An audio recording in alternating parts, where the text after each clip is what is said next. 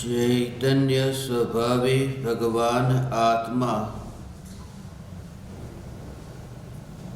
अनादि अनंत शुद्ध चैतन्य मात्र है, ज्ञान मात्र है। मैं शुद्ध चैतन्य मात्र, ज्ञान मात्र भगवान आत्मा हूँ। प्रति समय यह जागृति बनी रहे, इस जागृति का नाम धर्म है। देह की प्रत्येक क्रिया के काल में और विकल्पों के बहते प्रवाह के काल में ज्ञानी को प्रति समय यह जागृति रहती है कि मैं चैतन्य तत्व इस देह की किसी भी क्रिया में और विकल्पों के बहते प्रवाह में कहीं भी मिला नहीं हूँ। ऐसा शुद्ध चैतन्य तत्व मैं हूँ। प्रति समय स्वयं की शुद्ध चैतन्य सत्ता का बोध, आत्म जागृति ही धर्म है। चैतन्य तत्व की स्व संवेदन प्रत्यक्ष निर्विकल्प अनुभूति होते ही त्रिकाल जागृत चैतन्य सत्ता दृष्टि में आती है। त्रिकाल जागृत चैतन्य सत्ता दृष्टि में आकर भी स्वयं के त्रिकाल ध्रुव अस्तित्व को खोती नहीं है। यह त्रिकाल ध्रुव चैतन्य सत्ता ही मैं हूँ, जिस सत्ता में कुछ पाना नहीं और कुछ खोना नहीं, जो जन्म के काल में भी और मृत्यु के काल में भी तटस्थ उपस्थित है। यह चैतन्य सत्ता मैं हूँ और यह जन्म और मरण मेरी पड़ोसन का नहीं। इस राख की दीवार के जन्म और मरण के काल में जो तटस्थ रहे वह चैतन्य सत्ता नहीं, निर्विकल्प अनुभूति के काल में सम्यक दर्शन का जन्म होता है और मिथ्यात्व की मृत्यु होती है। सम्यक दर्शन के जन्म और मिथ्यात्व की मृत्यु के काल में जो अनादि अनंत चैतन्य सत्ता उस जन्म और मृत्यु से नाता नहीं जोड़ती। यह अलिप्त ऐसी ध्रुव चैतन्य सत्ता ही मैं हूँ। जैसे जैसे ध्रुव चैतन्य सत्ता पर तत्व विचार से ही सही जोर बढ़ता है, भीतर में मिथ्यात्व का पत्थर वह गलने लगता है, पिघलने लगता है। एक समय में स्व संवेदन प्रत्यक्ष निर्विकल्प अनुभूति होती है, मगर उस अनुभूति से पूर्व असंख्य समयों तक चैतन्य तत्व विचार चलता है। ऐसा चैतन्य तत्व विचार चलता है कि किसी भी देह की क्रिया और विकल्प की क्रिया हो, यह जड़ की क्रिया है और जड़ की क्रिया में मेरा विस्तार नहीं है। मैं अपने स्वरूप से खिसक करके हट करके कहीं जाता नहीं हूँ। और जिस समय ये विचार चले उस समय स्वरूप का अर्थ यह मनुष्य जीवन नहीं, उस समय भीतर में ये तत्व विचार जो त्रिकाल ध्रुव चैतन्य सत्ता जो अखंड डोरी, ये अखंड डोरी दृष्टि में है, डोरी पर लटक रहा कपड़ा नहीं। और जब दृष्टि प्रकट होती है तब यह दिखाई देता है कि कपड़ा डोरी पर भी नहीं लटक रहा, वह तो नीचे गिरा हुआ पड़ा है। जहां डोरी को मैं देखता हूं वहां तो वस्त्र लटक ही नहीं रहा। जब चैतन्य की नित्य ध्रुव सत्ता दृष्टि में आती है तब देह रूपी वस्त्र उस डोरी पर लटका हुआ नहीं दिखाई देता, वह तो गिरा हुआ पड़ा है। और ऐसे एक नहीं, ऐसे भूतकाल के अनंत वस्त्र जो डोरी पर लटके ही नहीं है। यह डोरी सदैव निर्वस्त्र है। यह ज्ञान की डोरी, यह अखंड डोरी। जब बार बार यह तत्व विचार चलता है तब मिथ्यात्व को पानी नहीं मिलता कि मिथ्यात्व का जो पेड़ है अब वह सूखने लगता है। सूखने में थोड़ा समय लगेगा, मगर पानी न मिले, उसे पोषण न मिले और चैतन्य चैतन्य चैतन्य पर ही जोर हो। जड़ पर जोर दो तो जड़ पुष्ट होता है और चेतन पर जोर दो तो चेतन। जड़ पर जोर देने से मिथ्यात्व पुष्ट होता है और चैतन्य पर जोर देने से वितराग परिणति में, शुद्धता में वृद्धि होती है। जोर कहाँ है, रुचि किसकी है? भीड़ में भी एक चैतन्य तत्व ही दृष्टि में आए। भीड़ से दूर गए बिना ही यह चैतन्य तत्व दृष्टि में आए। इसलिए तो ज्ञानी किसी भी क्रिया के काल में ज्ञानी है। ये जो ज्ञानी के संबंध में धारणा है कि जो पाप करे वह ज्ञानी कैसे? 5 पाप भरपूर करे फिर भी ज्ञानी? ज्ञानी पाप करते समय भी ज्ञानी है, क्योंकि डॉक्टर सोते समय भी डॉक्टर है।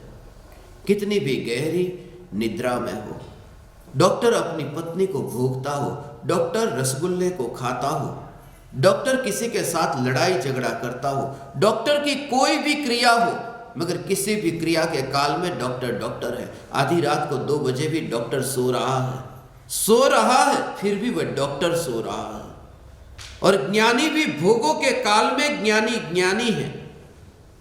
आज तक तुमने ये सुना, उस पर थोड़ा मैं और ऑपरेशन करूं कि सोते समय भी डॉक्टर रह सकता है, मगर कोई सोते सोते डॉक्टर नहीं हो जाता।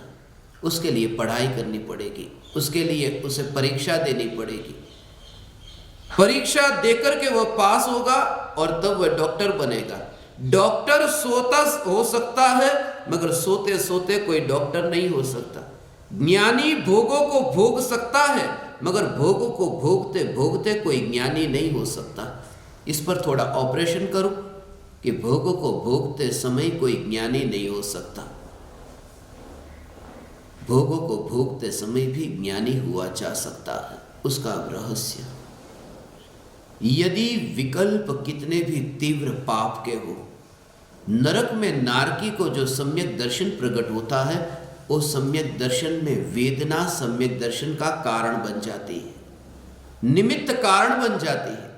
मगर वो वेदना, नरक की वेदना, लड़ाई लड़ते हैं एक नारकी दूसरे नारकी से, और इतनी वेदना होती है, और उस वेदना में ही तत्व विचार की धारा बदल जाती है। वेदना इतनी होती है, मगर वेदना के काल में, ज्ञान में वह वेदना जब जानने में आती है, तब पूर्व का जो गुरु का, देव का ये जो उपदेश सुना था, वह उपदेश स्मरण में आता है। ये व्यर्थ नहीं जाता। ऐसा हो सकता है कोई जीव निश्चयाभासी हो गया, जिसने परमात्मा की पुकार को सुना, उसकी मृत्यु हो गई, वह नरक में जाकर पैदा हुआ, मगर परमात्मा की वाणी, दिव्य ध्वनि उसने सुनी है। उसके भीतर संस्कार में वह संस्कृत हुई है, मगर अब वहां जाकर के लड़ाई लड़ रहा है। पूर्व भोग की मलिन वृत्तियां भी ठसाठस भरी हुई है। अब उस समय जैसे एक नारकी दूसरे नारकी को काटे, और कटे शरीर कटते ही ये विचार आए। जैसे ही वेदना हो, वेदना होते ही यह जागृति के ज्ञान का बोध हो। इसलिए ये 2 शब्द इतने महत्वपूर्ण हैं, एक वेद और एक चेत। वेद का, वेद और वेदना, ये दोनों एक से शब्द है। वेद से ही वेदना बना। वेदना, वेद का अर्थ ज्ञान भी होता है, वेदन का अर्थ ज्ञान भी होता है कि उसका वेदन हुआ। वेदन का अर्थ ज्ञान भी होता है और वेदन का अर्थ दुख भी होता है। ऐसा एक ही शब्द मिलेगा जिसमें दोनों वेदन, ज्ञान भी और दुख भी। ऐसे ही चेत और चेतना। चेत चेत चेत चेत का अर्थ ज्ञान, चैतन्य। और चेत माने तू चेत जा, तू जाग जा, तू सावधान हो जा। वो ज्ञान के लिए ही सावधान शब्द का उपयोग किया, ज्ञान के लिए वेदन का उपयोग किया।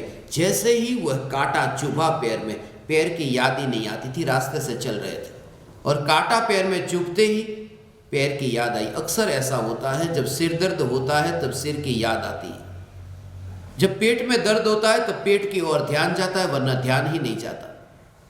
जब पैर में कांटा चुभा तो पैर की ओर ध्यान गया, वरना चल रहे थे, किलोमीटरों तक चल चुके, मगर ध्यान ही नहीं गया। जैसे ही कांटा चुभा कि ध्यान गया।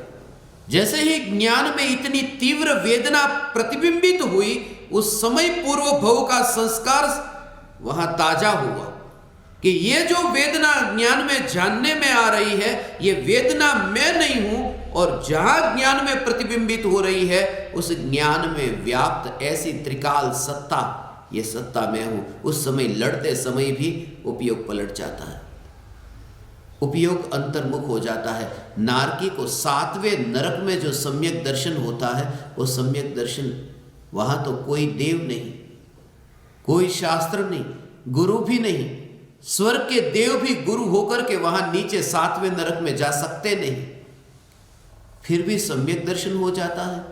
संस्कार। इसलिए मैं ज्ञान दीपकों से कहता हूं, इस भव में यदि तुम्हारे आत्मा में से मिथ्यात्व न भी छूटा, मगर ये चैतन्य की दिशा सच्ची है और यह रुचि तुम्हें इतनी हो और क्रियाकांड की रुचि न हो, कोई भी देह की क्रिया का सम्यक दृष्टि ज्ञानी धर्मात्मा से कोई संबंध नहीं है। चारित्र का ज्ञानी से कोई संबंध नहीं है, चारित्र का संबंध नहीं है, न अणुव्रत का न महाव्रत का। और जितना भी तुम्हारे दिमाग में डाल दिया कि सम्यक दृष्टि तो कैसे होते हैं, 8 अंग वाले सम्यक दृष्टि होते हैं। आपने सुना होगा सम्यक दृष्टि के 8 अंग और 25 दोष से रहित। 8 अंग सहित है, 25 दोष रहित है, ऐसे सम्यक दृष्टि। ये सब कहने की बात है, उसको भी मैं आज ऑपरेशन करूंगा और हर एक के लिए दृष्टांत दूंगा। उन दृष्टांतों को तुम समझना। 8 अंग वाले सम्यक दृष्टि, उसमें कहा निशंकित, निकांक्षित, निर्विचिकित्सा, अमूढ़ दृष्टि, स्थितिकरण, उपगुहन, वात्सल्य और प्रभावना। ये 8 अंग है सम्यक दृष्टि के, कि जो ज्ञानी है वे ज्ञानी इन 8 अंग वाले होते हैं। मगर 8 अंग वाले ज्ञानी निशंकित, अर्थात जो जिन वचन में शंका न करे, निकांक्षित, अब जिन्हें इच्छा नहीं रही, निकांक्षित, संसार के भोगों की इच्छा नहीं रही, निर्विचिकित्सा, अब वह मलिनता को देख करके घृणा नहीं करते, अमूढ़ दृष्टि, अब उनमें वह मूढ़ता नहीं रही, उपगुहन, दूसरों के दोषों को वे ढांकते हैं, अपने गुणों को ढांकते हैं, स्थितिकरण, आत्मा में स्थित रहते हैं, वात्सल्य, गाय का बछड़े के प्रति जितना वात्सल्य, जैसा वात्सल्य ऐसे ज्ञानी का वात्सल्य होता है, और प्रभावना, वे धर्म की प्रभावना करते हैं।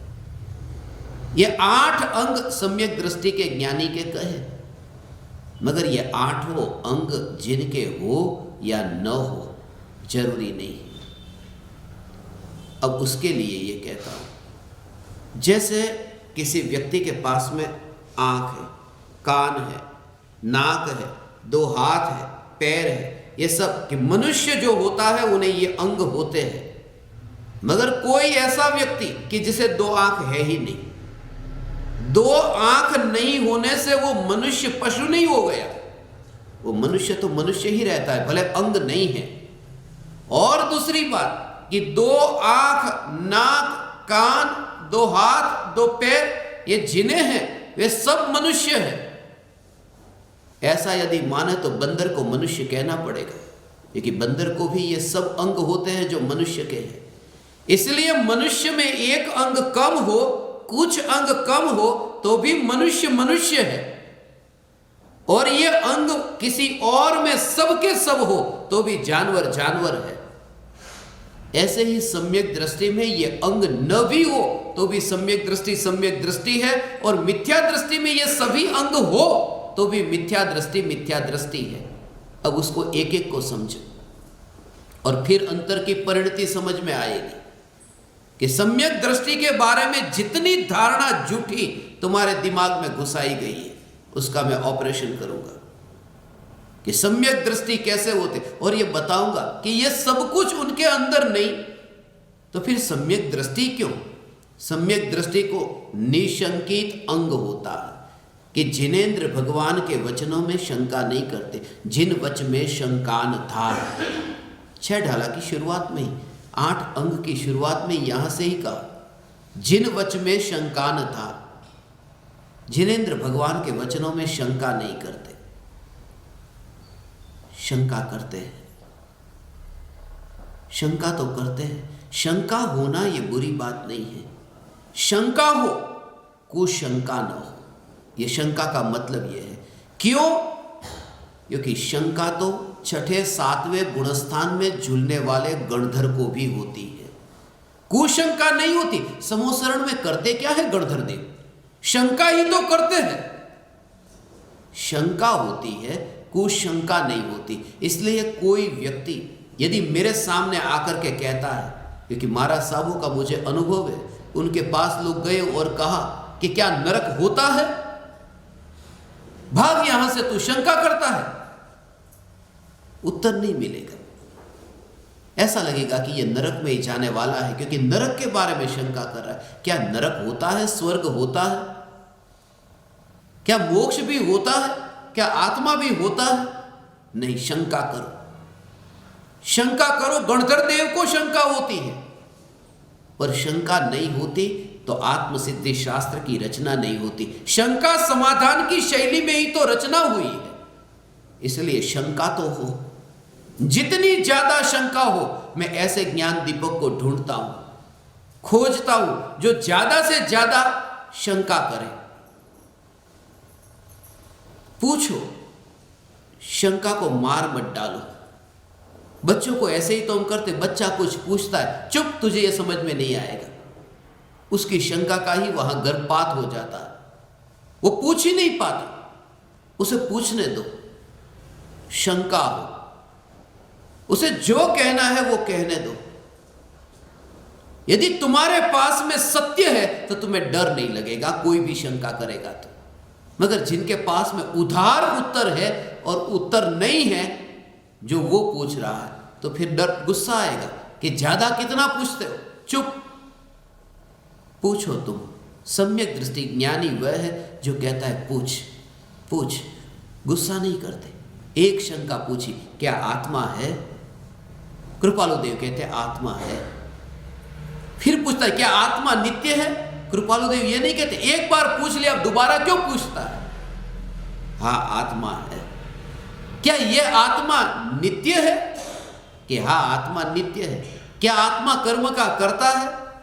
एक एक शंका को सुनकर के उत्तर देते हैं और सहजता से सभी शिष्यों की सभी शंकाओं को जो पचा सके वही सद्गुरु है, जिसे उल्टी न हो जाए, जो पचा सके। लाओ कोई भी तुम्हारी शंका हो,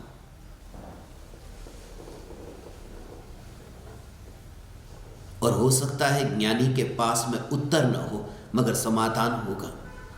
उत्तर और समाधान में अंतर है। उत्तर आता है बाहर से, समाधान आता है भीतर से। उत्तर मिलता है तब वो हौज जैसी स्थिति होती है, समाधान आता है तब कुएं जैसी स्थिति होती है। उत्तर मिलता है तब हौज जैसा, अर्थात बाहर से पानी हौज में भीतर डाला, और कुआं अर्थात भीतर से पानी बाहर आया। समाधान कुएं की भांति है, भीतर से समाधान अंदर से आता है। इसलिए सिर्फ औपचारिकता रहती है कि शास्त्र को लेकर के। मुझे बहुत से लोग कहते हैं कि आपके सामने तो कभी शास्त्र रख करके बैठते नहीं, ये कि पंडित तो शास्त्र रख करके बैठते हैं। मुझे एलर्जी नहीं है, मगर मैं इतना कहता हूं कि मैं जो बोल रहा हूं उसे तुम लिख लेना, उसी का नाम शास्त्र है। ये शास्त्र है, वरना तुम कल ये भी शंका करोगे आचार्य कुंदकुंद देव ने तो शास्त्र लिख करके बैठे नहीं थे और समयसार लिखा। अरे उनका लिखा गया ही शास्त्र है, गुरुदेव का बोला गया वचन ही शास्त्र है। परम कृपालु देव की ये वाणी, ये बोधामृत, ये वचनामृत, यही तो शास्त्र है। ज्ञानी के वचन शास्त्र है, ज्ञानी के वचन शास्त्र है। शास्त्र को देख करके पंडित बोलता है और आत्मा को देख करके ज्ञानी बोलते हैं। इसलिए उनके सामने अक्षर न लिखे हो मगर अनक्षरी ऐसा चैतन्य उनकी दृष्टि में है। वाणी तो बाहर से निकलती है, वो वहाँ नहीं है जहाँ तुम हो। तुम्हारे पास वो जो कान में वाणी टकरा रही है, वह वाणी उन्होंने अपने भीतर से वहाँ बाहर नहीं भेजी है, क्योंकि भीतर में वह ज्ञान का अनुभव करते हैं जहाँ से वाणी का जन्म ही नहीं हो सकता, जहाँ से परमाणु निकल नहीं सकता, जहाँ से ज्ञान ही ज्ञान ही ज्ञान ही ज्ञान ही ज्ञान ही उत्पन्न होता है, वहाँ से वाणी जन्मे कैसे? वे तो वहाँ वास करते हैं। चैतन्य तत्व की शंका करना, आशंका करना, उत्कंठा करना, जिज्ञासा करना, पूछना। पूज्य गुरुदेव से ये कहते थे, पूछना सो भूलना नहीं, पूछ लेना वरना भटकोगे। पूछ लेना, जितना पूछना हो उतना पूछना। इसलिए मैंने कल रात को आप ज्ञान दीपकों के साथ में मैं मिला, मुझे यही बात स्मरण में आई, क्योंकि अपने घर पर बैठ करके तो आप लोग सुनते ही हो। यह एक मौका है व्यक्तिगत रूप से मिलने का। इसलिए कल शाम को हम जो मिले ध्यान से पूर्व तत्व विचार के लिए, ज्ञान दीपकों को भेजूंगा। कल रात का ध्यान से पूर्व तत्व विचार जो ऑनलाइन नहीं रखा था, जो आपको भेजूंगा, मगर ज्ञान दीपकों के साथ व्यक्तिगत रूप से मिलना था। आज भी मैं मिलूंगा, पूछो,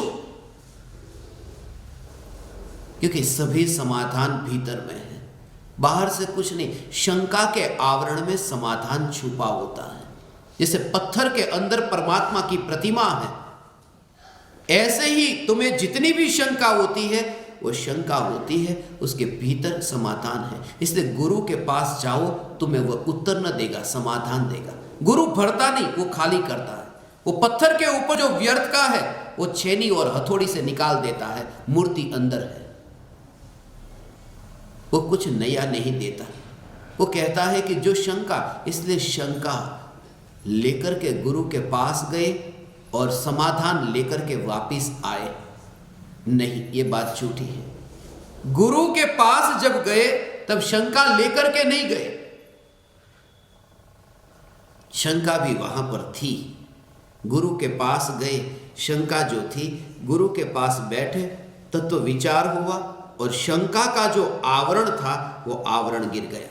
गुरु ने समाधान नहीं दिया, गुरु के पास बैठे कि शंका का आवरण गिर गया और अंदर जो समाधान था वो प्राप्त हुआ। गुरु ने तो कुछ भी नहीं किया।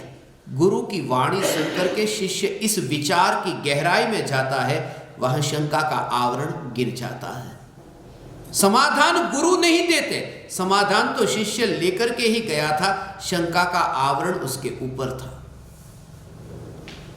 सम्यक दृष्टि निशंकित होते हैं, शंका नहीं होती मगर होती है, शंका होती है। सम्यक दृष्टि, मिथ्या दृष्टि की वाणी भी सुनने के लिए बैठ सकते हैं। सोनगढ़ में जब पूज्य गुरुदेव श्री थे, ऐसे मिथ्या दृष्टि पंडित की कक्षा चलती थी, गुरुदेव उसमें भी बैठे थे। ऐसे पंडित को मैं जानता हूं कि सम्यक दृष्टि ज्ञानी, पता है सामने वाला अज्ञानी है, तो भी ज्ञानी अज्ञानी नहीं हो जाते सुनने से। उसके पीछे भी बहुत कारण है। निशंकित तत्व के संबंध में, चैतन्य के संबंध में शंका नहीं होती। निकांक्षित, सम्यक दृष्टि को निकांक्षित अंग होता है। आकांक्षा नहीं होती, आकांक्षा नहीं होती। मगर आकांक्षा नहीं होती तो 6 खंड को जीतने क्यों गए भरत चक्रवर्ती? ये आकांक्षा ही तो थी। सम्यक दृष्टि को आकांक्षा होती है, मगर धर्म के फल में संसार के भोग की आकांक्षा नहीं होती। ये जो आज तक तुमने अधूरा सुना था उसे मैं जोड़ करके पूरा कर रहा हूं। शंका नहीं होती, ऐसा नहीं, शंका तो होती है मगर कुशंका नहीं होती। आकांक्षा तो होती है, मोक्ष की आकांक्षा तो होती है। वरना अमृतचंद्र आचार्य ये क्यों कहते, परम परिणति को, परम शुद्ध वितराग परिणति को मैं प्राप्त हूं, पूर्ण शुद्धता को मैं प्राप्त हूं। मोक्ष की आकांक्षा तो है, मगर धर्म के फल में संसार के भोग की आकांक्षा नहीं कि मैं आज इतना धर्म करूं और मेरा व्यापार जो ठीक नहीं चल रहा वो ठीक हो, ऐसी आकांक्षा नहीं रही। मैं धर्म करूं, मैं भगवान की पूजा करूं और उसके फल में मुझे संतान की प्राप्ति हो जाए, ऐसी आकांक्षा नहीं होती। धर्म के फल में संसार के भोगों की आकांक्षा नहीं होती। यह निकांक्षित अंग है। निर्विचिकित्सा अंग, ज्ञानी के पास कोई बदबू वाला व्यक्ति पहुंच जाए तो जुगुप्सा तो होगी, निर्विचिकित्सा ग्लानि तो होगी, जुगुप्सा होगी। नाली के पास में ज्ञानी हो, बदबू आती हो तो जुगुप्सा होगी। तो निर्विचिकित्सा अंग वाले क्यों? जुगुप्सा तो होती है ज्ञानी को भी। मगर मुनिराज के मलिन शरीर को देख करके जुगुप्सा नहीं होती, इसका नाम निर्विचिकित्सा अंग है। मुनि तन मलिन न देख किनावे, ये वाक्य तुमने अधूरा पढ़ा था, मैं पूरा कर रहा हूं। जुगुप्सा तो होती है, क्योंकि जुगुप्सा तो 9 कषाय है और 9 कषाय तो 10वें गुणस्थान के अंत तक, हास्य रति अरति शोक भय जुगुप्सा स्त्रीवेद पुरुषवेद नपुंसकवेद, ये 9 कषाय। तो यहां जुगुप्सा कैसे छूटेगी? यहां तो सिर्फ कि मुनिराज के पास में बैठे हैं, उनके मलिन शरीर को देख करके घृणा नहीं होती, उनके चरणों में बैठते हैं, उनके चरणों को चूमते हैं। ऐसे सम्यक दृष्टि ज्ञानी पुरुष निर्विचिकित्सा अंग वाले हैं। अमूढ़ दृष्टि उनकी नहीं रही, मूढ़ता नहीं रही। मूढ़ता नहीं रही उसका भाव क्या? मूढ़ता, मूढ़ तो है, उनका कोई ठिकाना नहीं। इसलिए जो कहता हूं ज्ञानियों का कुछ भी ठिकाना नहीं। अज्ञानी के बारे में सब कहना कि अज्ञानी का सब कुछ निश्चित है, ज्ञानी का कुछ भी ठिकाना नहीं। लोग कहते हैं ज्ञानी अप टू डेट होते हैं, अज्ञानी का ठिकाना नहीं होता। बात उल्टी है, अज्ञानी का बिल्कुल ठिकाना है, पक्का है, ज्ञानी का ठिकाना नहीं। अज्ञानी आज यहां सो रहा है, कल भी यहीं पे सोएगा। ज्ञानी आज सोए हैं यहां, कल कहां जंगल में होंगे पता नहीं, उनका ठिकाना नहीं। आज कहां बैठे, फिर दूसरे कहां बैठे, कहां वे जाते, कुछ भी ठिकाना नहीं।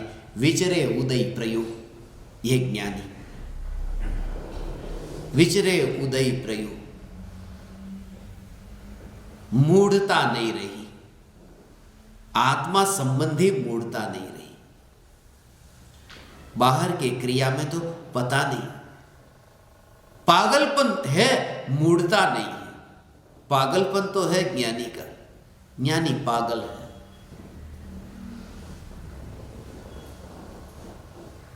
पागल है अज्ञानी की दृष्टि में नहीं, वास्तव में, क्योंकि जो चारित्र मोह का उदय है उसका संबंध नहीं है श्रद्धा के साथ। ऐसी ज्ञानी की दशा हो सकती है,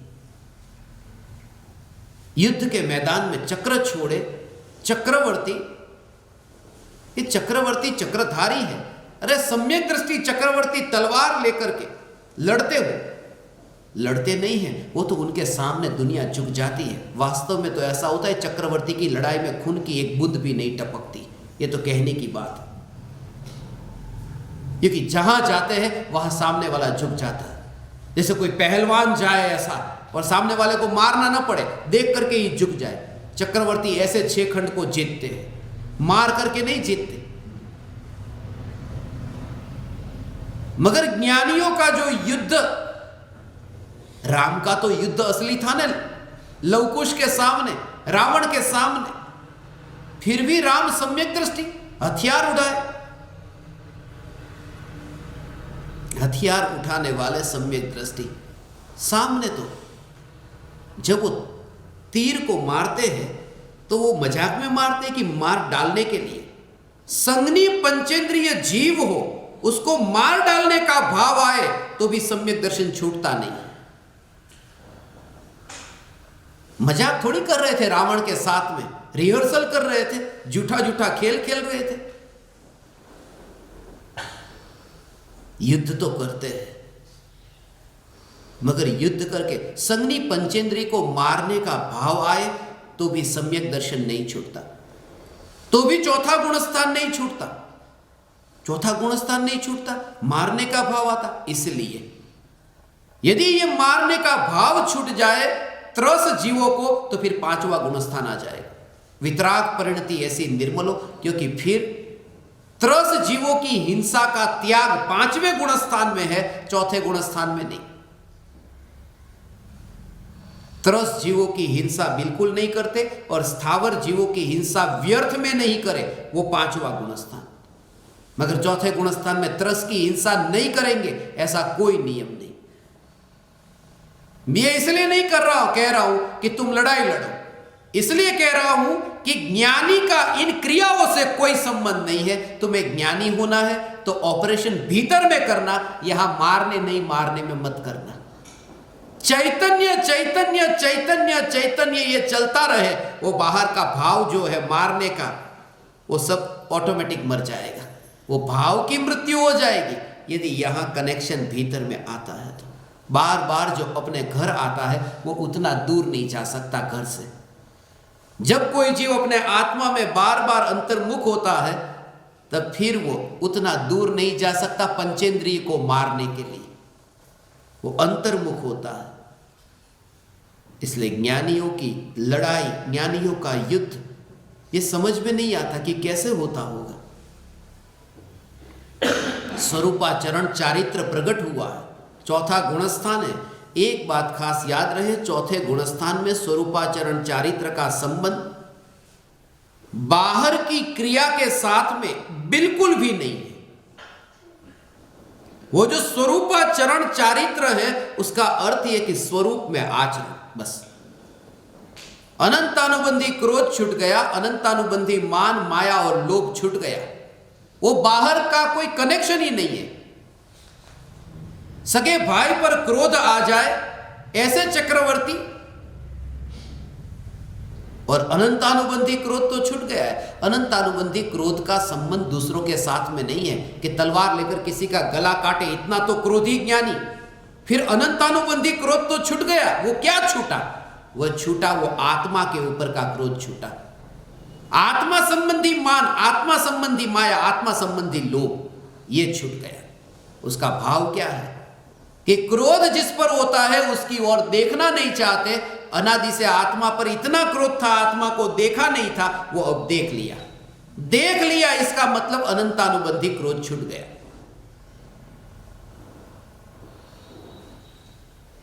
मैं पंचेंद्रिय और तुम पंचेंद्रिय, ये कीड़ी मकोड़े, ये चींटे, ये सब, उसमें जो भेद दिखता था वो भेद नहीं रहा। सिद्ध भगवान ऊंचे हैं और मैं नीचा हूं। ऊंचे नीचे का भेद अब छूट गया। ये अनंतानुबंधी मान छूट गया कि सभी आत्मा परमात्मा है। ये दूसरों को नीचा करके मैं ऊंचे पद पर चला जाऊं। आज मैं करोड़पति हूं, सामने और कोई करोड़पति है, मैं अरबोपति होकर उसको नीचा कर दूं, ये भाव सम्यक दृष्टि को आ सकता है। करोड़पति से ऊपर होकर अरबोपति हो जाओ, ये भाव आ सकता है कि इतना बड़ा होने का भाव, हाँ, इतना मान, हाँ, ये मान का भाव आ सकता है। ये मान का भाव पराये से संबंधित है। मगर मैं आत्मा अनंत सिद्धों की जाति का हूं, मैं नीचा भी नहीं और ऊंचा भी नहीं, ऐसा चैतन्य, ये मान छूटने का नाम अनंतानुबंधी मान छूटना है। माया तो छूट गई, मगर माया कैसे छूटी? इतनी तो माया युद्ध की तैयारियां चल रही है, ज्ञानियों के ऐसी माया। बेंसरीबेन कहते हैं ना, पूर्व भव में माया की थी, और ये भी कहते हैं पूर्व भव में हम ज्ञानी थे। ज्ञानी और माया, ज्ञानी को माया हो सकती है, खतरनाक चाल चलते हैं ज्ञानी। मैं उसको ये कहूंगा, वो ये कहेगा तो ये कहूंगा, सब माया एक ज्ञानियों को होती है। तो फिर अनंतानुबंधी माया छूट गई, ये क्या? ज्ञानी को भीतर में कुछ अलग, बाहर में कुछ अलग, ऐसा हो सकता है? ये अलग हो सकता है, अलग हो सकता है। ज्ञानी को ये माया हो सकती है। मेहमान घर पे आए, मेहमान को बोला आइए आइए पधारिए, आपका हार्दिक स्वागत है, और भीतर में हो कहां ये आ गए। ज्ञानी को ये हो सकता है, ये माया की ज्ञानी ने। ऐसी माया ज्ञानी कर सकते हैं कि भीतर कुछ अलग और बाहर कुछ अलग। ये माया ज्ञानी कर सकते हैं, क्योंकि पराये के संबंध में है। अनंतानुबंधी माया का संबंध पराये के साथ नहीं है। तो कौन सी माया छूट गई? जो अनंतानुबंधी माया छूटी, भीतर और बाहर में। अब भेद नहीं कि द्रव्य का जो स्वरूप है वही पर्याय में अनुभव में आया। द्रव्य शुद्ध है तो पर्याय में स्वीकार हुआ कि मैं शुद्ध ही हूं। ये अंदर और बाहर का भेद नहीं रहा। पहले द्रव्य शुद्ध और माना था अशुद्ध, अब शुद्ध और माना भी शुद्ध। ये अब माया नहीं रही। ये चौथे गुणस्थान में भीतर जैसा था ऐसा ही अनुभव में बाहर आया, व्यक्त हुआ। अव्यक्त जो है वही पर्याय में व्यक्त हुआ। ये माया मर गई। ये अनंतानुबंधी माया का इतना ही कनेक्शन है और कुछ भी नहीं। और लोभ, सम्यक दृष्टि को लोभ नहीं होता। लोभ तो होता है, इतने लोभी होते हैं, 6 खंड को जितने जाए उतना लोभी तो होते हैं, मगर अनंतानुबंधी लोभी नहीं होते। लोभ तो होता है कि अनंतानुबंधी लोभ में क्या छूट गया? क्या छूट गया? पर्याय को अपने भीतर लेने का लोभ नहीं रहा। जैसे धन को बाहर से कमरे के अंदर लाने का लोभ रहा, मगर ये जो ज्ञान की जानने वाली पर्याय, टेबल को जानती है, कुर्सी को जानती है, ऐसी जानने वाली पर्याय, उस पर्याय को ही मैं ध्रुव में ले लूं, ये लोभ नहीं रहा। क्योंकि पर्याय कभी ध्रुव में आ नहीं सकती। ध्रुव परिपूर्ण है, जहां जगह ही नहीं है तो कहां मैं लूं? ये अंतर में, ये अनंतानुबंधी लोभ अब नहीं रहा। सम्यक दृष्टि का चौथे गुणस्थान में ऐसा अनंतानुबंधी क्रोध, मान, माया, लोभ का अभाव। सम्यक दर्शन का संबंध क्रिया के साथ में नहीं है, परिणामों के साथ में नहीं है, प्रतीति के साथ में है। प्रतीति ऐसा ही ये स्वरूप है। निशंकित, नेकांक्षित, निर्विचिकित्सा, अमूढ़ दृष्टि, उपगुहन। सम्यक दृष्टि का अंग है उपगुहन। उपगुहन का अर्थ कि अपने गुणों को छिपाते हैं। अपने अंदर जो महानता हो वो महानता को छिपाते हैं। सम्यक दृष्टि ऐसा काम करते हैं और दूसरों के दोषों को छिपाते हैं, बताते नहीं है। दूसरों के दोषों को और अपने गुणों को ढांकते हैं।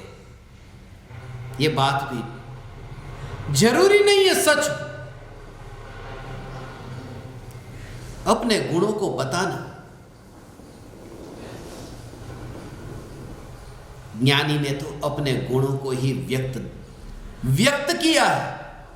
मैं अनंत गुणाधिपति भगवान आत्मा हूं, ये अपने गुणों को बताते हैं। और जो दोष चारित्र में अभी पड़ा है उसकी मुझे बात ही नहीं करनी है, तो है, उसको मैं ढांकता हूं। मैं तो अपने गुणों को बताता हूं और दोषों को ढांकता हूं। सम्यक दृष्टि ये करते हैं। मगर एक बात और, ये ऑपरेशन हो रहा है, ऑपरेशन हो रहा है। किसी की डेथ हो सकती है, इसलिए यहां एडमिशन लेने से पहले मैंने सिग्नेचर करा लिया। रिश्तेदारों का तुम सिग्नेचर कर लो, मृत्यु हो सकती है। श्रद्धा की तुम मोहर लगा लो न्यायक पर, मिथ्यात्व की मृत्यु हो सकती है। होगी होगी और होगी, होगी होगी और होगी। सम्यक दृष्टि अपने गुणों, मगर ये बाहर की बात, मगर बाहर की बात भी अब ठीक नहीं। सम्यक दृष्टि अपने गुणों को बताए। आज मैं बताऊं, अपने में अविद्यमान जो गुण हो, अभी तक मैंने जो पाया ना हो, उसको अपने मुंह से कहना।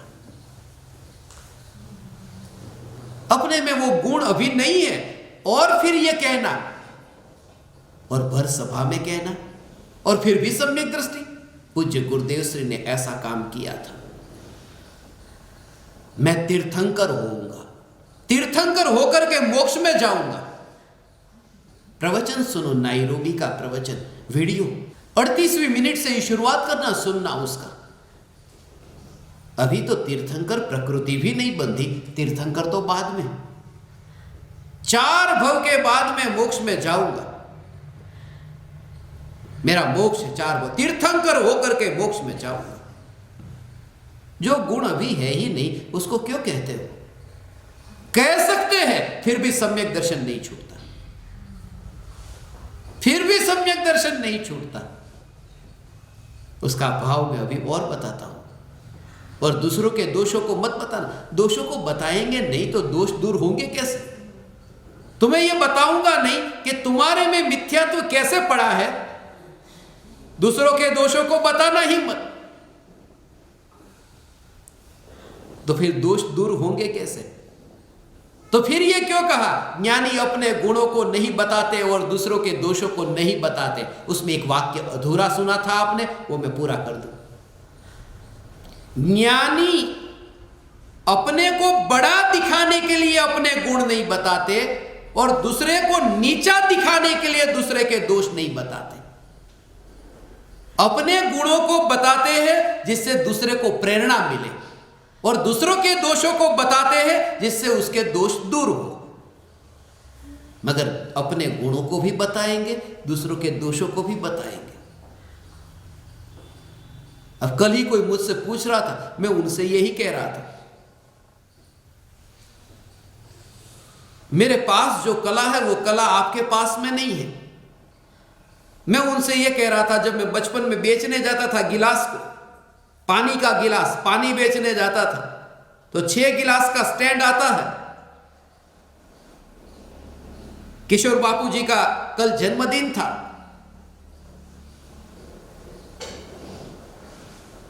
तो इस कारण से याद किया था, जबरदस्ती मुझे भेजते थे, मुझे बचपन की घटना याद है।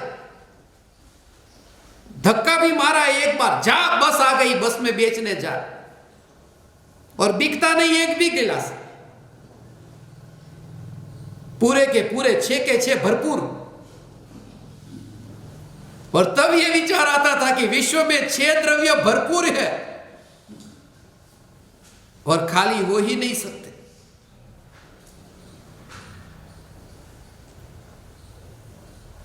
मेरे पास पनीर बनाने की रेसिपी है।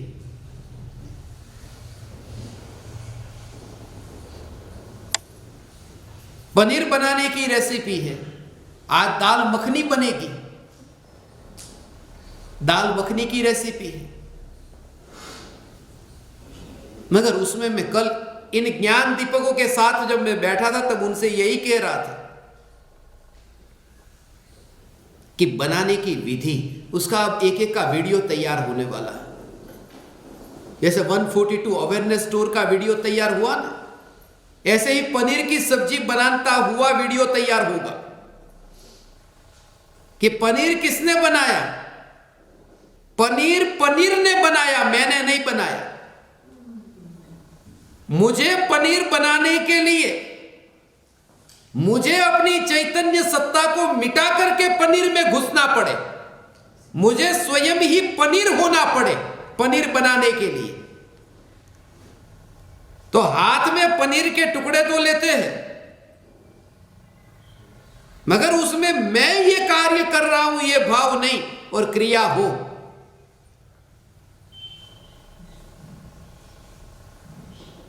कढ़ाई के अंदर तेल डाले, तेल डालते ही नरक में गरम गरम तेल में तला गया, फिर भी जो जला नहीं, वो यहां कैसे जलेगा? वो यहां कैसे जलेगा? इतनी जागृति। कल ये विचार चल रहा, इसमें एक संभावना है कि तुम्हारी सब्जी जल जाए कभी, ऐसा हो सकता है। कल मैंने जीरा डाला और विचार चल रहा था, जीरा में जीवराज जीवराज जीवराज चल रहा था, सामने जीरा था, तो जीरा जल गया। जीरा जल जाए, मगर उस समय भी जागृति की जले हुए जीरे को जानने वाला ज्ञान नहीं चल रहा।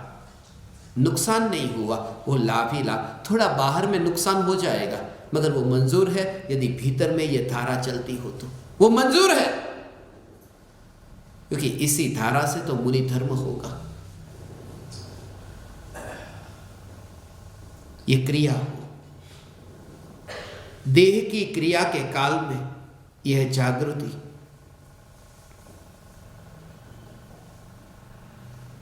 मिर्ची को डिब्बे में से डाला था सब्जी में, मगर डिब्बे में से मिर्ची बाहर निकल गई।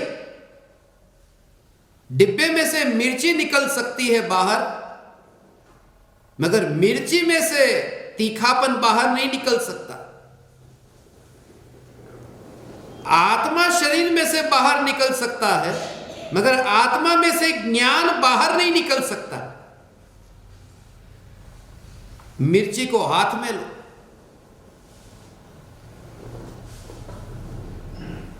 उस समय ये जागृति, उस समय ये जागृति। मैंने मिर्ची को हाथ में लिया और फिर भूल गया, आंख में हाथ चला गया, तो आंख में हाथ गया कि अनुभव हुआ गरम गरम, तीखा तीखा जलने का। ऐसा होगा, स्वभाव का अनुभव हुआ ना। ये मिर्ची का स्वभाव, तीखापन, ये दृष्टि में आ गया कि अनुभव हुआ। ज्ञान स्वभाव जब दृष्टि में आता है तो ज्ञान का अनुभव होता है। जो तुम्हारी दृष्टि में आएगा उसका अनुभव होगा।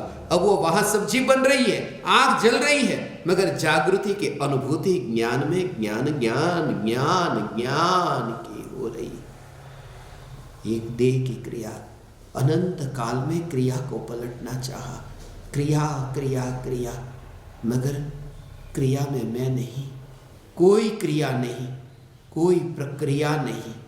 अनुभूति में वहां तो द्विक्रिया नहीं, एक ध्रुव चैतन्य अभेद होती है पर्याय। उस समय गैर हाजिर होते हो। दुनिया देखेगी तुम्हें कि तुम वहां सब्जी बना रहे हो, मगर तुम वहां नहीं, तुम वहां पर नहीं है। दुनिया देखेगी तुम रसोई घर में हो,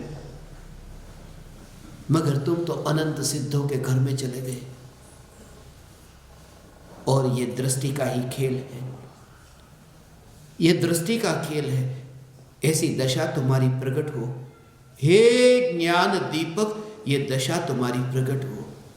सम्यक दृष्टि अपने गुणों को और दूसरों के दोषों को बताते हैं, मगर अभिप्राय, प्रयोजन, इंटेंशन उनका बिल्कुल यथा योग्य है, इसलिए दोष नहीं है। सम्यक दृष्टि जीव को स्थितिकरण अंग है, आत्मा में स्थित रहते हैं। आत्मा में स्थित रहते तो अंतर मुहूर्त में केवल ज्ञान हो जाता। बाहुबली भी 12 महीने तक आत्मा में स्थित नहीं रहे थे, वरना 12 महीने तक मुनि के रूप में क्यों रहना पड़ा। मैंने श्रवण बेलगोला में मुनिराज बाहुबली की प्रतिमा के नीचे बैठ करके जब सत्संग अभी थोड़े दिन पहले रखा था, तब कहा था कि बेले लिपट जाए शरीर के ऊपर और सांप अपने रहने के दर बना दे, घर बना दे, फिर भी वो अपनी आत्मस्थिरता में से डिगे नहीं। वह आत्मस्थिरता नहीं थी, विकल्प आ रहे थे, वरना केवल ज्ञान हो जाता। 48 मिनट तक आत्मा में कोई स्थिर रहे तो वह स्थिरता जो है वो निर्विकल्प ध्यान की नहीं है, सम्यक दृष्टि को स्थितिकरण अंग है। स्थितिकरण अंग है। उसका भाव तुम समझते हो? स्थितिकरण कहा। प्रत्येक स्थिति में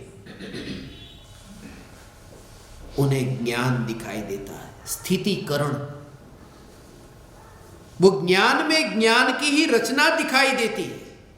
जैसे उन्हें युद्ध करने का भाव आया और युद्ध करने का भाव ज्ञान में जानने में आया, वह जो ज्ञान की पर्याय, वह जो ज्ञान की स्थिति कहो, अवस्था कहो, दशा कहो, हालत कहो, वह पर्याय, वह स्थिति, वह ज्ञान की अवस्था, उस अवस्था ने अपने से अपने को किया है। वो विकार के भाव ने ज्ञान की अवस्था को नहीं किया, वो स्थिति ही अपनी करने वाली है। सम्यक दृष्टि को यह जागृति प्रति समय है, इसका नाम स्थितिकरण। सम्यक दृष्टि सदैव ज्ञान की स्थिति ज्ञान से देखते हैं, ज्ञेय से नहीं देखते। सम्यक दृष्टि को वात्सल्य अंग होता है। वात्सल्य अंग होता है तो रावण के प्रति वात्सल्य कहां चला गया था? सम्यक दृष्टि को वात्सल्य अंग,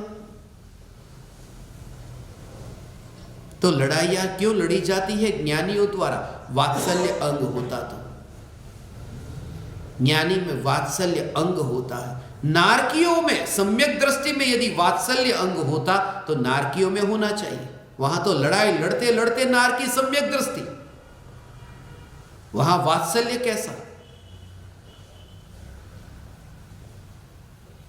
वात्सल्य अंग होता है मगर परायों के प्रति नहीं, अपने प्रति। तुमने बछड़े का सुना ना?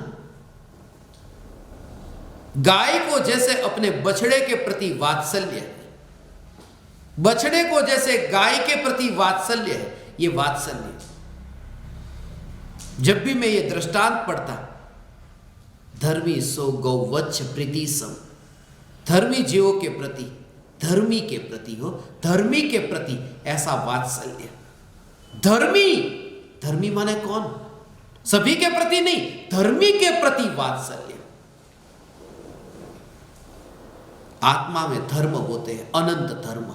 अनंत धर्म जिसमें है, ऐसा चैतन्य परमात्मा धर्मी है।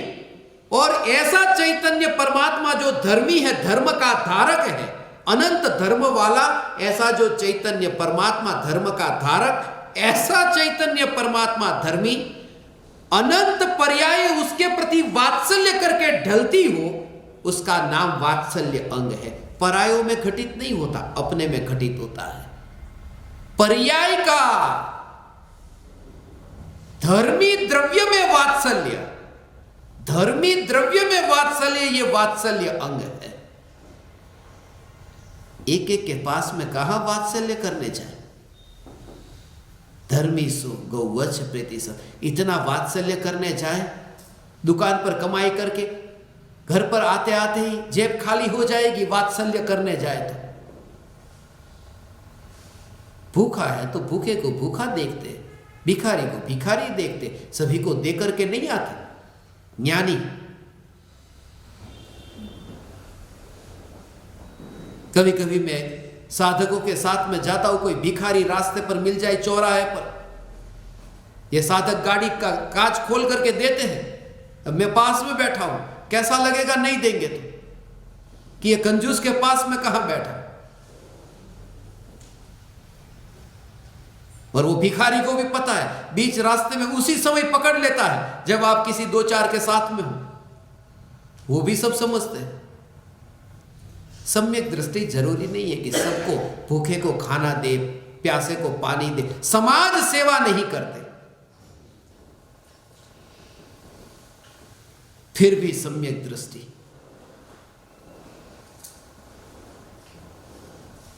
फिर भी सम्यक दृष्टि। समाज की सेवा नहीं करते, समाज के लिए कुछ नहीं करते, समाज जब अपने आप कर रहा है अपना काम, तो मैं करने क्यों जाऊं? अनंत गुण मेरा समाज है, अनंत गुण मेरा समाज है। जब मैं बचपन में पढ़ने जाता था तब हमारा एक विषय था समाज विद्या। हमारे शिक्षक पढ़ाते थे समाज विद्या, समाज की विद्या। और उस समय मुझे ये याद आता, अनंत गुण ही आत्मा का समाज है और उसे जान लेना यही तो विद्या है, समाज विद्या। ज्ञानी के पास समाज विद्या भी है, ज्ञानी के पास विज्ञान है, विज्ञान नहीं परम विज्ञान है। ज्ञानी के पास गणित नहीं मगर अगणित ऐसा चैतन्य परमात्मा जो है। ज्ञानी के पास गुजराती, हिंदी, मराठी, अंग्रेजी ये भाषा तो नहीं मगर ज्ञानी के पास मौन है। ये जो रहस्य सम्यक दृष्टि प्रभाव ना करते हैं, जरूरी नहीं है सम्यक दृष्टि प्रभाव ना करे। आज तुम्हें ऐसा लगता होगा जैसे मैं विरोध पक्ष का नेता हूं।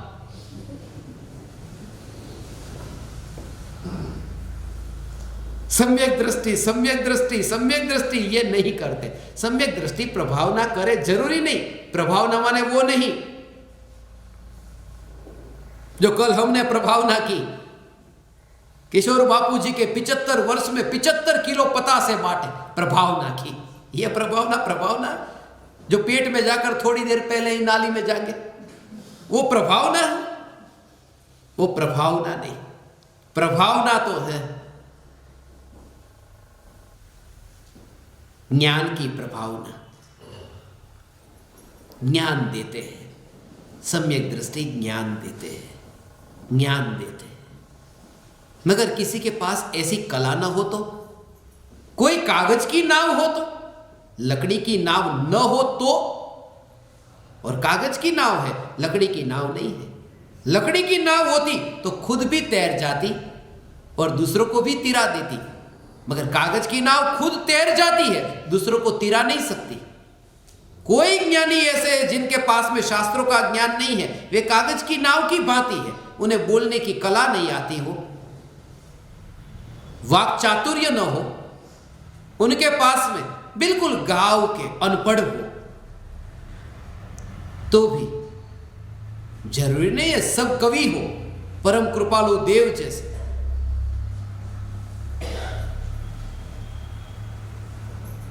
जरूरी नहीं है कवि हो, निहाल चंद जी सौगानी भी हो सकते हैं, परम कृपालु देव भी हो सकते हैं, जरूरी नहीं है। गुरुदेव भी हो सकते हैं, अनपढ़ थे ना, इतने पढ़े लिखे नहीं थे उमराला में, मिट्टी पर पढ़ते थे, धूली निशाल में, धूल में, मिट्टी में, एक और एक दो।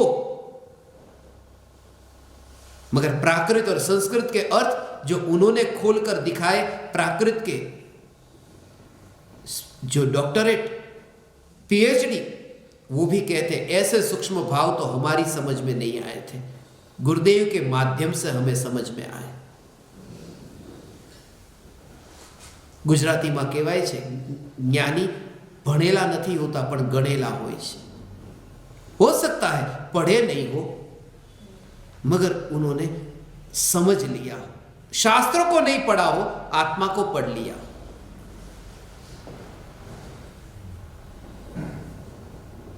शास्त्र कंठस्थ न हो, यह जरूरी नहीं कि सभी शास्त्र कंठस्थ हो। शास्त्र उन्हें कंठस्थ नहीं है मगर उनके कंठ से अमृत झरता हो, यह हो सकता है। ज्ञान की प्रभाव ना करे, यह भी उनके पास शक्ति नहीं। ज्ञान दे, ज्ञान दे तो ज्ञानी प्रभाव ना नहीं करते, करते हैं। चुपचाप बैठे ज्ञानी भी प्रभाव ना करते हैं, ज्ञान देते हैं। आत्मा का जो ज्ञान है, जो जानना, वो जानना जानना जानना, वो त्रिकाली ध्रुव न्यायक को अर्पण करते हैं। ज्ञान दूसरे को अर्पण किया ही नहीं जा सकता, ज्ञान तो अपने में अर्पण होता है। इसलिए तो निर्विकल्प होता है। आत्मा का जो ज्ञान आत्मा को ही जाने उसको कहते हैं ज्ञान आत्मा में अर्पित हो गया, समर्पित हो गया, ये प्रभावना हो गई। सम्यक दृष्टि ऐसी प्रभावना करते हैं। सम्यक दृष्टि के बारे में जितनी भी धारणा है, ये धारणा मैंने 6 ढाला के ग्रंथ को मुख्य रख करके आज आपके सामने थोड़ी स्पष्ट की। सम्यक दृष्टि युद्ध करे, सम्यक दृष्टि किस किस प्रकार से सम्यक दृष्टि 5 पाप करे, करते हैं, फिर भी श्रद्धा नहीं छूटती।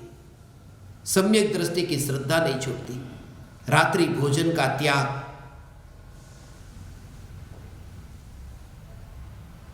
पांचवें गुणस्थान में कहा, पांचवें गुणस्थान सभी प्रकार के। और संजोग की बात है, आचार्य समंतभद्र देव ने रत्नकरण श्रावकाचार में संजोग से तुम्हारा ही नंबर आया। 142वें श्लोक में रात्रि भुक्ति त्याग का वर्णन किया। सम्यक दृष्टि अब रात्रि भोजन का त्याग करते हैं। 5वें गुणस्थान की 6ठी प्रतिमा में 9 प्रकार से कृतकारित अनुमोदना मन वचन काया से 9 प्रकार से और सभी प्रकार के खाने पीने का त्याग करते हैं। ये रत्नकरण श्रावकाचार को आप पढ़ना। सम्यक दृष्टि की बाहर की क्रिया, जब ज्ञानियों ने संतान पैदा की, बच्चे पैदा किए, तो पत्नी के शरीर से उन्होंने चुंबन नहीं लिया होगा, चाटा नहीं होगा, मांस को अपने उस जीभ को वहां लगाया नहीं होगा, लार और थूक को अपने जीभ पर नहीं लगाया होगा, बच्चे ऐसे ही पैदा हो गए थे। फिर भी सम्यक दर्शन नहीं छूटा, फिर भी सम्यक दृष्टि। मैं ये कहता हूं इन क्रियाओं के साथ में सम्यक दर्शन का संबंध ही नहीं। वरना ज्ञानी की ऐसी संतान, इतनी संतान, परम कृपालु देव के बच्चे और तीर्थंकर के 100 संतान, और वो तो जन्म से सम्यक दृष्टि है, फिर भी हो सकती है। ये सब क्रियाएं हो सकती है, सिर्फ जागृति रहती है कि ये देह में मैं नहीं हूं। ये जागृति धर्म है, देह की क्रिया धर्म है ही नहीं। देह की क्रिया जड़ की क्रिया है, जड़ की क्रिया है। मांस को छुए, मांस को चाटे, और वह पागलपन ऐसा पत्नी के विरह में, शराब के नशे में, मंदिर में बैठ करके कोई दारू पिए, यह शोभा नहीं देता। मंदिर के भीतर तो पानी भी हम नहीं पीते, दारू की बात तो दूर। ऐसे लोग मंदिर के भीतर शराब पीते हैं। बाहर के सीमेंट से बने हुए मंदिर के भीतर जो पानी नहीं पीते, वे वास्तविक मंदिर के भीतर बैठकर के शराब पीते हैं। और यही मिथ्या दृष्टि है। देह रूपी मंदिर के भीतर बैठकर के जिसने मिथ्यात्व की शराब को पी करके रखा हो और बेहोश, मदमस्त, मदोन्मस्त होकर के बैठा हो, यह देह रूपी मंदिर में मोह की शराब, मोह महामद पियो अनादि। ज्ञानी का जीवन उन्हें समझ नहीं है। विक्रमजीत, तुमने तो नाम भी नहीं सुना, मगर विक्रमजीत बनारसी दास जी का ही नाम था। पंडित बनारसी दास हुए,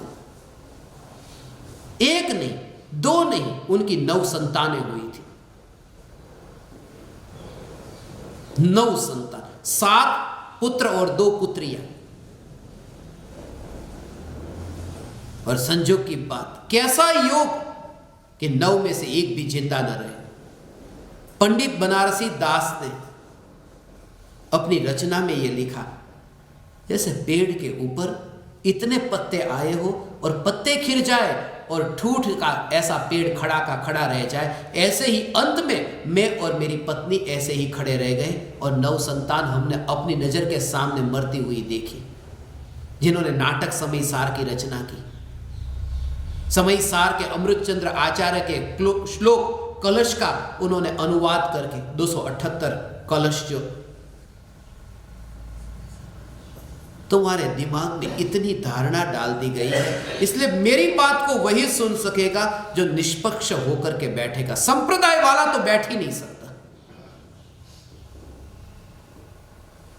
जैन नहीं बैठ सकता, दिगंबर नहीं बैठ सकता, श्वेतांबर नहीं बैठ सकता। परमात्मा क्या है और परमात्मा की प्राप्ति कैसे हो, ऐसा जिज्ञासा से भरा बैठ सकता है।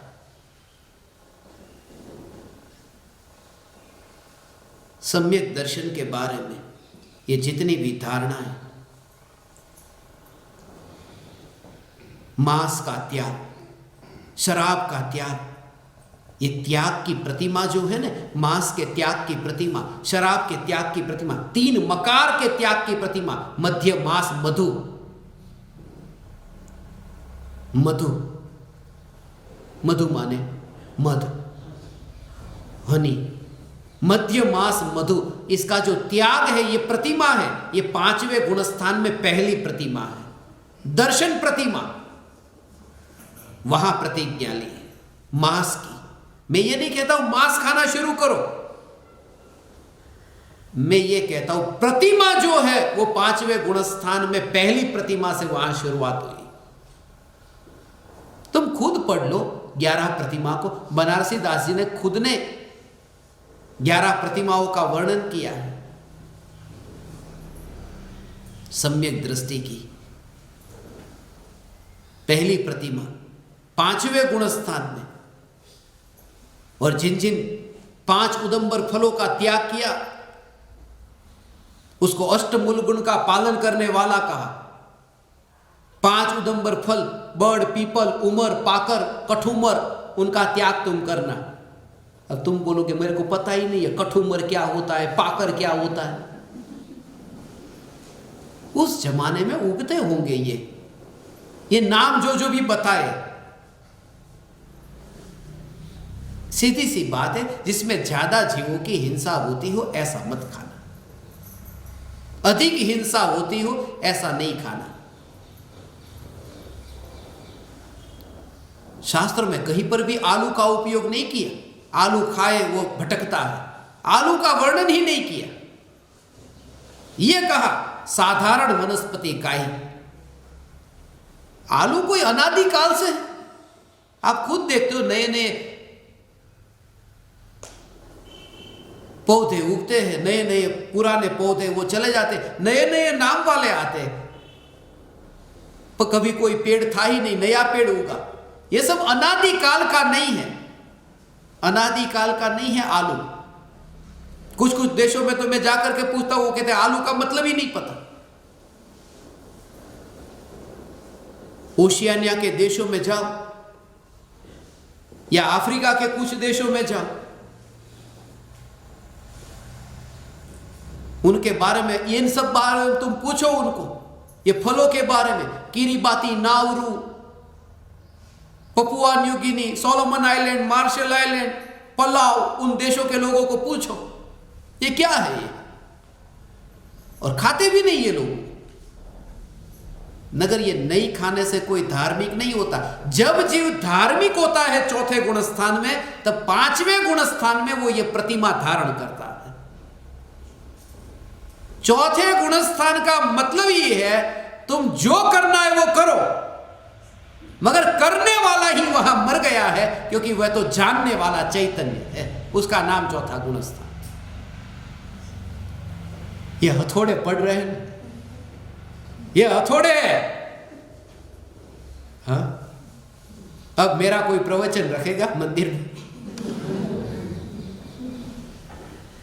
इसलिए मैंने पहले से ही स्मशान की तैयारी कर ली। ये विस्फोट करने से पहले ही पिछले 1 साल से ये स्मशान की ओर जाने की तैयारी इसलिए कर ली। मगर समझदार व्यक्ति सब सोचेगा, नहीं नहीं, थोड़ा तो ऐसा तो नहीं, ऐसा तो नहीं।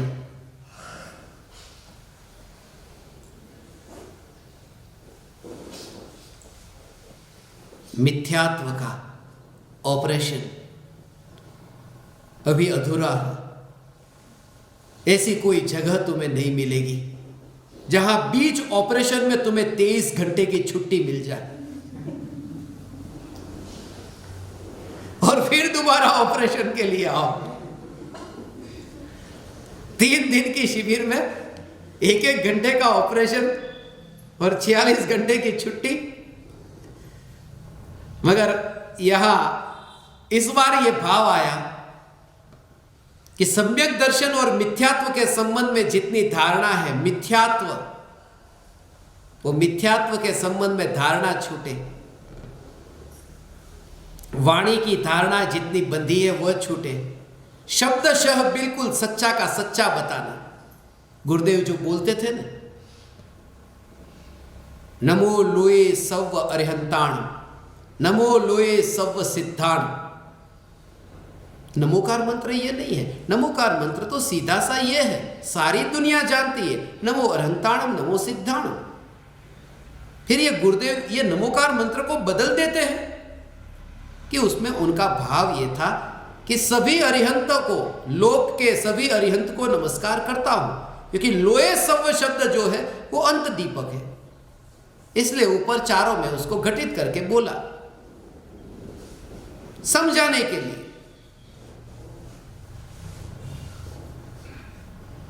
वंदित्व लोए सव सिद्धे धुव मचल। अब मैं चालू करूं समय सार की गाथा। वंदित्व सव सिद्धे नहीं, वंदित्व लोए सव सिद्धे, लोक में रहने वाले सभी सिद्ध, मेरी मौज। ऐसा नहीं चलता। आज यदि गुरुदेव अपने भावों को जोड़ देंगे और कल कोई फिर दूसरा अपने भावों को जोड़ दे, परसों फिर कोई और अपने भावों को जोड़ दे, तो एक दिन मूल मंत्र ही बदल जाएगा। ये ज्ञानी ऐसा काम कर सकते मूल मंत्र में, मूल मंत्र में, नमोकार महामंत्र में कर सकते हैं। फिर भी सम्यक दर्शन नहीं छूटता, क्योंकि सम्यक दर्शन का संबंध इससे नहीं है। सम्यक दर्शन भाषा को नहीं देखता, सम्यक दर्शन भावों को नहीं देखता, सम्यक दर्शन अभिप्राय को देखता है। अभिप्राय अर्थात ओपिनियन नहीं, अभिप्राय अर्थात मान्यता, इंटेंशन, अभिप्राय को, इरादा।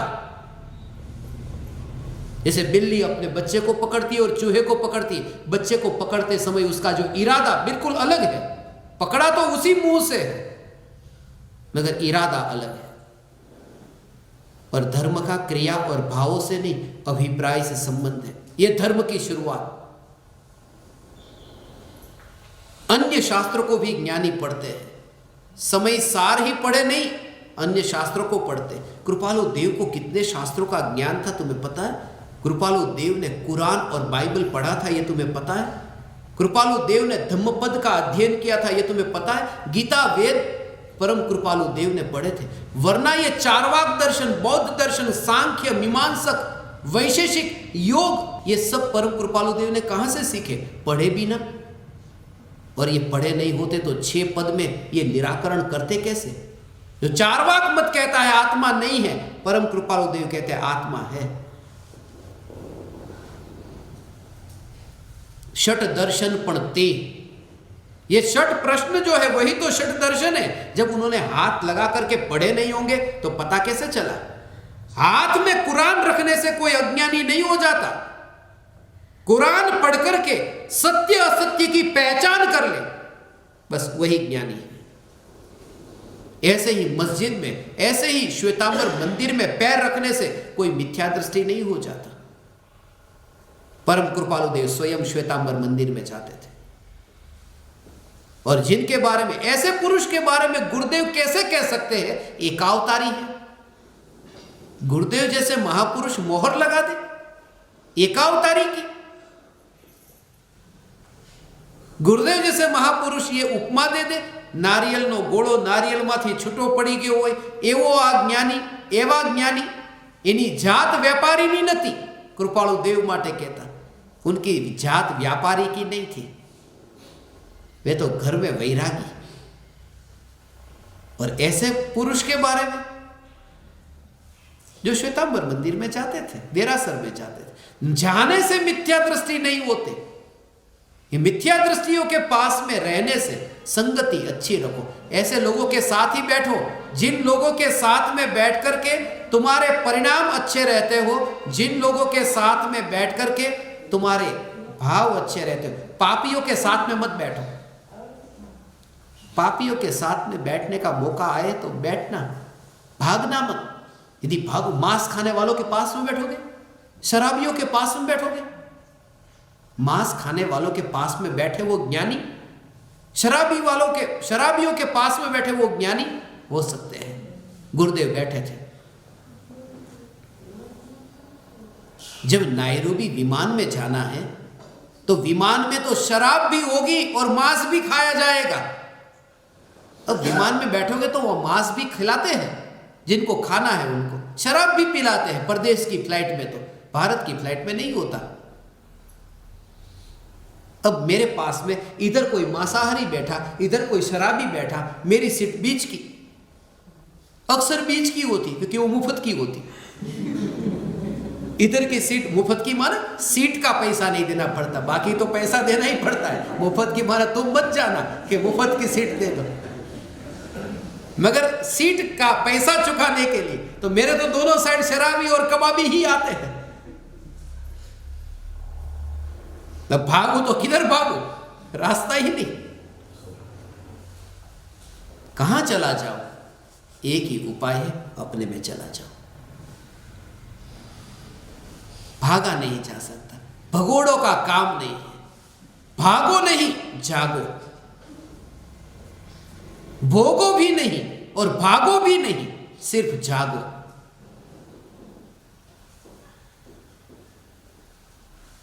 गृहस्थ भोगता है, महाराज साहब भागते हैं और सम्यक दृष्टि जागते हैं। यह जागृति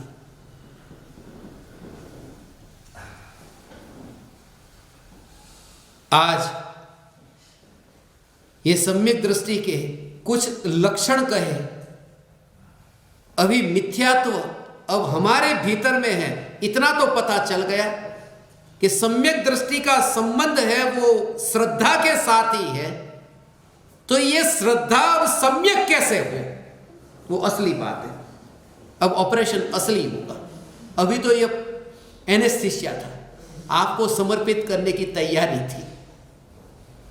अब जो कल चर्चा होगी तो मिथ्यात्व की गठान कैसे निकल जाती है, वो बहुत महत्वपूर्ण सत्संग, हमारा सत्संग 142 ज्ञान दीपकों का सत्संग 142 के दिन कल होगा। 14/2 का दिन है, 142 का दिन है। और इस शिविर का आयोजन भी इसी लक्ष्य से, इसी भाव से हुआ था। कल तो रात को मैं यहां से गया, किशोर बापू जी का जन्मदिन मनाया। रात को मुझे विचार आया था, मैं जिस कमरे में घर में सोता हूं वहां पर मुझे मुनिराज के दर्शन हुए। शेर के उपदेश देने वाले मुनि। कल रात्रि में वही विचार चला, जो आप वो खून वाली तस्वीर देखते हो ना, रात भर मेरे मुंह से खून निकला था, जबान कटी थी और पूरा जो शेर का चित्र वहां पर तकिए पर बना हुआ था, पूरा बेड खून से रंगा हुआ था। वो जो दृश्य तुम देखते, वो दृश्य मुनि मुझे स्मरण में आए।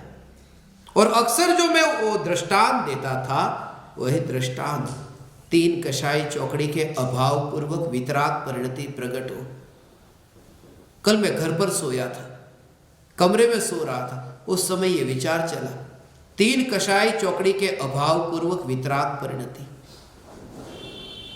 1 कषाय चौकड़ी का अभाव हो 25%, 2 50, 3 75, 75वां जन्मदिन मनाया कि 75% कषाय का अभाव जिनका हुआ, ऐसे भावलिंगी मुनि स्मरण में आए थे। और जो हुआ था उसके बारे में मैं कभी कहूँगा। आज ज्ञान दीपकों के साथ में जब मैं मिलूँगा तब मैं कहूँगा। अभी समय ज़्यादा हुआ, बहुत ज़्यादा हुआ, मगर आज मैं आपसे वो कुछ बातें कहूंगा। आध्यात्मिक साधना केंद्र में यहां ज्ञान दीपकों का मेला भर गया है। इतने ज्ञान दीपक यहां पधारे हैं, सोचा भी नहीं था। उड़ीसा से, मध्य प्रदेश से, छत्तीसगढ़ से, राजस्थान से, ये सब चेहरे, और मुंबई के तो है ही। इतने सभी जगह से ज्ञान दीपक आ गए। कल रात को मैंने आपको समयसार की अंग्रेजी में पीडीएफ फाइल भेजी थी। वो पीडीएफ फाइल जो अंग्रेजी में आपको भेजी, वो 1 लाख केंद्रों पर जो ईमेल के माध्यम से स्थापना होगी, उसके लिए कल शाम को मैं दिल्ली पहुंचूंगा। दिल्ली से सारी पृथ्वी पर 1 लाख केंद्र पर ईमेल द्वारा समयसार की स्थापना होगी। कल वह पीडीएफ फाइल अंग्रेजी की सारी दुनिया में भेजी जाएगी। जो अपने ज्ञान दीपक है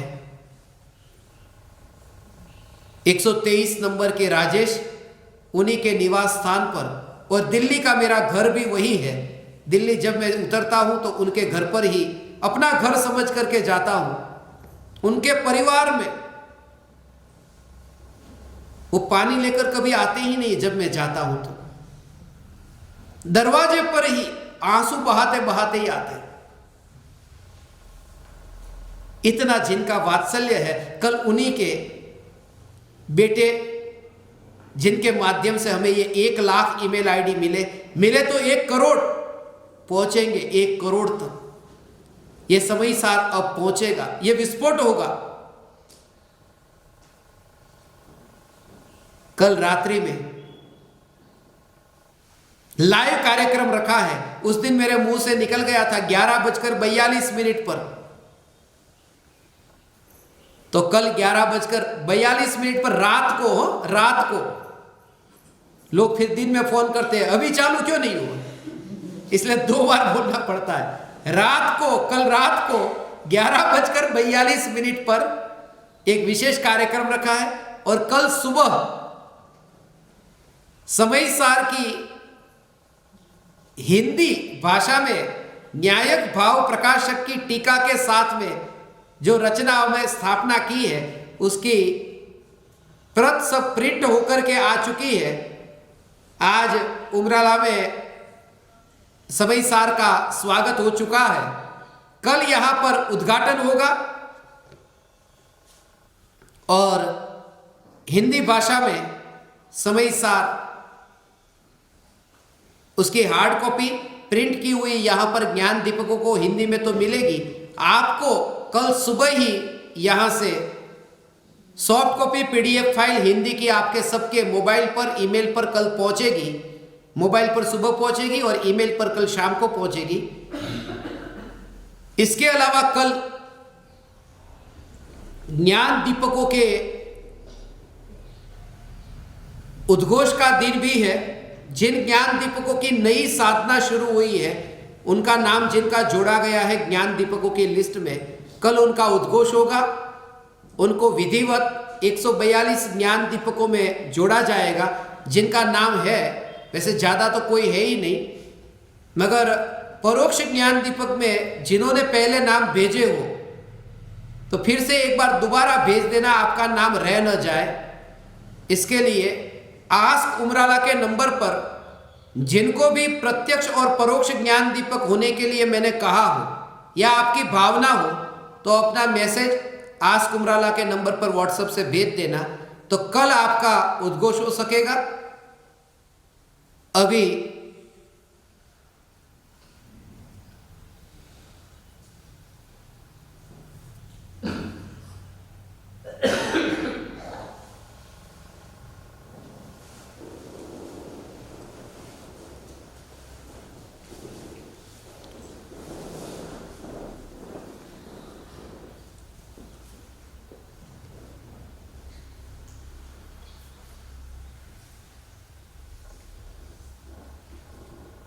तो आप समस्त ज्ञान दीपकों ने ये 2 दिन तक लगातार चैतन्य की पुकार करने का मुझे अवसर दिया। मैं समस्त ज्ञान दीपकों को, साधकों को मेरे हृदय के अंतःकरण से प्रणाम करता हूँ। मेरे प्रणाम स्वीकार कर।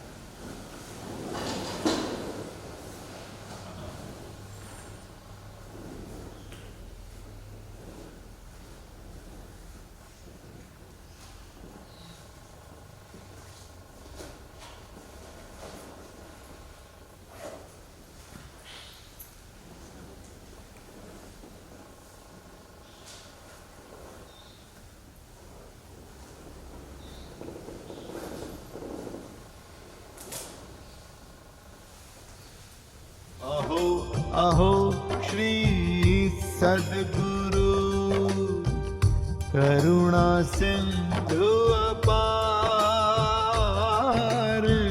इस पामर पर प्रभु किया अहो अहो उपकार, अहो अहो